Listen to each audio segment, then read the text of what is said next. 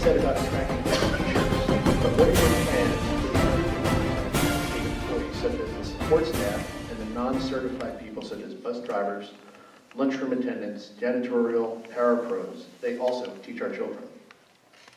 They do, and I'm the daughter of one of them. My mother is retired from the Muskogee County School District, where she worked in many capacities as a paraprofessional and in other capacities. So I'm a testament to that. She's a teacher. She was a fabulous teacher.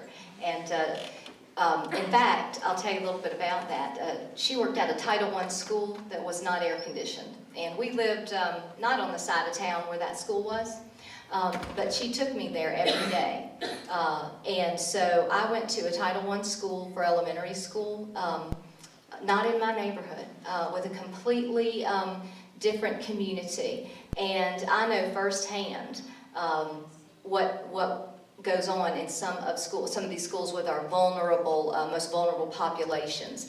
And my mother was a mentor to parents in that community. My mother was a teacher to children in that community.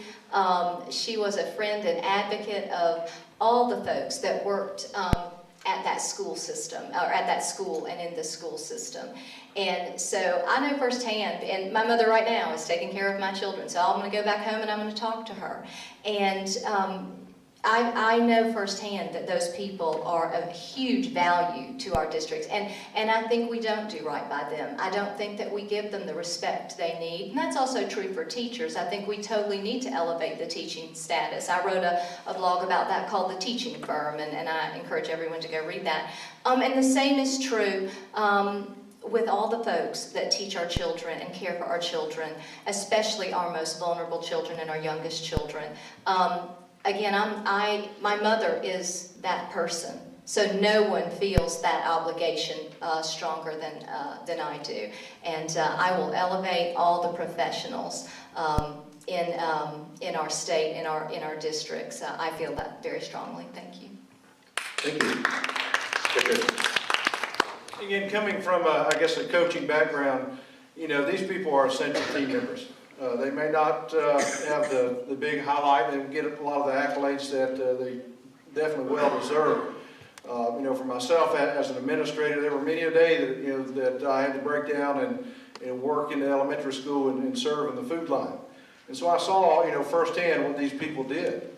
You know, there were days in which I had to ride on the bus with our bus drivers, you know, or had to watch tapes in which to see what actually went on a bus.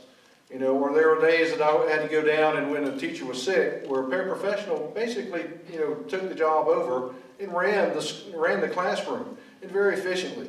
So these individuals are definitely, you know, are worth their salt. But it does mean treating them with respect. And I think that, you know, that begins, you know, definitely at the site level, but it also for myself as being, you know, a next state school superintendent, you know, it's setting the tone and it's letting them know that they are appreciated. And I think one of the ways we can look at making sure they are appreciated is probably addressing something that's very dear to them. That many of these people, they get into it just for some of the benefits, the health benefits. And what you find across the board is that the way that we have done with our health, and especially the concerns we've had, you know, we have done these people a disservice. And so we have to ensure that what benefits we do give them, that we meet them, that we are not taking money out of their pocket where day in and day out it becomes, you know, more of a burden. That, you know, I'm coming here making less, I'm getting less, and I have less respect. So let's look at what we are offering our specialty people in this area, treat them with respect, give them the benefits that they need, you know, so that they can, you know, provide and help provide for their family.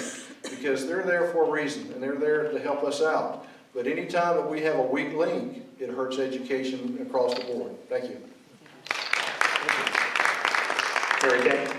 Having been a teacher in an elementary school, you know, the custodian is so important because they're not just the custodian, they interact with the kids too and the teachers. And we all know that the school secretary really pretty much runs the school anyway, right? So on the Fayette County School Board, it was presented to us because of Obamacare to start outsourcing the custodians. And that would just put, you know, people between the custodians and the rest of the staff. And so I didn't vote for that. I didn't want to do that because those people are staff members just like everybody else, and they're very important. Also, another group that we need to consider are the army of moms and dads and community members and volunteers that come into the school. And those people are so important because they're the ones that, you know, give up their time to come in and help out. And I think we need to maximize that to, you know, increase our student achievement. If parents are there, achievement goes up. And the more volunteers we have, the better. Thank you. Kira? In January, we had a small snowstorm. I don't know if y'all remember it.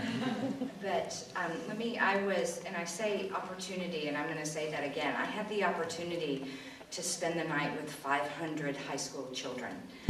And it was an opportunity because I got to see the professionals within our schools do their thing. And it was absolutely amazing to watch. Our bus drivers, ladies and gentlemen, were the true heroes of that evening, and we need to give them a round of applause. God love them. We had a bus driver come in after finally getting one group of students home, couldn't do anything else. She hoofed it back to the school and got in line and helped make breakfast for our students the next morning. Our school secretary did not leave her desk from the time we started calling off school until 1:30 in the morning when she walked to walk home, and she could. So I think what we need to remember, and Mary Kay, I agree with you, the custodians and the secretaries run the school. They are the backbone of the school, and they need to be treated as such. We need to make sure that we take care of our professionals, we need to take care of our bus drivers, we need to take care of our custodians, and we absolutely need to take care of our parapros and our secretaries. And that starts with teachers, and that starts with the administration, and it starts with the community. We have to respect them, we have to treat them as equals, and we have to treat them as professionals in their job, whatever that job may be. I was taught at a very young age that everybody counts. From the bottom to the top. Everyone's part of the team. Everybody deserves the respect that they earn. And when you talk about the bus drivers and the secretaries and the folks, you need to treat them as part of the team. They need to be rewarded when they do well, and they need to be disciplined when they don't do well. We have to make sure that they are feeling like, they interact with our kids as much as any of us. And we want to make sure that they're part of it. They understand their role. They're trained. They understand if we have safety, this person, if we have safety issues, they understand how to evacuate a building, or they understand how to help when it's needed. So I would just say is, look, treat them with respect and treat them as part of your team, and bring them into the fold to make sure that we're all moving forward. Thank you. Thank you. It's not that I'm not listening to you, but by the time that comes to my turn, I think everybody's answered a different question. Gotcha. Could you repeat it again? I sure could. Thank you. A lot has been said about attracting great teachers. What are your plans for the other 50% of the state employees, the support staff, the non-certified people such as bus drivers, lunchroom employees, janitorial staff, parapros? They also teach our children. And how to attract them? I think it's, what are your plans for the other these people? You know, really those people are hired at the local level by the local county systems. But I went to some listening sessions earlier this year with the House and Senate reps that went out. And when they talked to superintendents at the different systems, they kept coming up about teacher pay raises. If the state mandates a teacher raise, then all of a sudden you've got these bus drivers and people back at the school that may not get that. Let's say it's a 3% or if it's higher. And so that puts a burden, a financial burden on the local system to try to match those salary increases for all these other staff members that we're talking about. So respecting them all day long, that's great. And I think at our school we certainly do. But I think what we really don't have is a financial promise to them. What I heard the superintendent say, that therefore, instead of mandating a teacher raise, that they would rather have the money sent to the district, that they could then allocate it to the bus drivers and the teachers equally across the board, and it wouldn't be just the teachers. Now, some counties make that up and give the increments out of their own funding the property tax and whatever. But some of these smaller counties that we referred to tonight don't have that money. So that's what I heard them saying at these listening sessions, that these employees sometimes are underpaid just because the state money isn't really relegated to them, it's the local money, and there is a disparity. Thank you. Thank you. Alan? If you go to the DOE website and you look on the allotment sheet, you will find that, and you go back about 5 or 6 or 10 years, you will find that the transportation line on your local allotment sheet is probably the same thing it was 10, 15 years ago. It's amazing. I know mine is. It's been the same thing 3 or 4 years ago. So the pay from the DOE, from the state, and remember, the DOE gets this money from the legislature. The DOE doesn't go to a magic pot and open it up and get money. It comes from the legislature. And when we figure the budget, then we need to go in and figure out how we can support our support personnel. Okay? Who's the first person the child sees in the morning for 50% of the students in this state? The bus driver. Who makes sure that when we went back to school that Friday after Snowmageddon, that the school was warm? Custodians. Who, as we talk about special needs child, and I have a grandchild that is one, who has to take care of that child during the day? The parapro. These are the most special people in the world. They are support, kind of like a foundation. They support the walls and the roof of the school.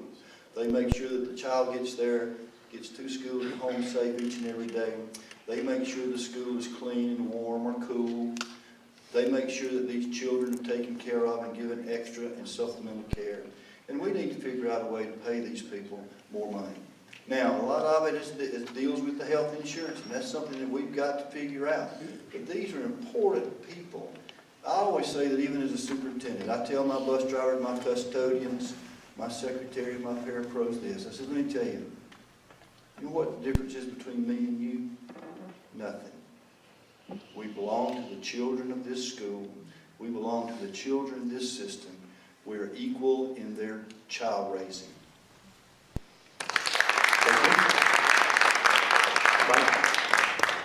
Fitz, I see what you mean. It is tough to go last.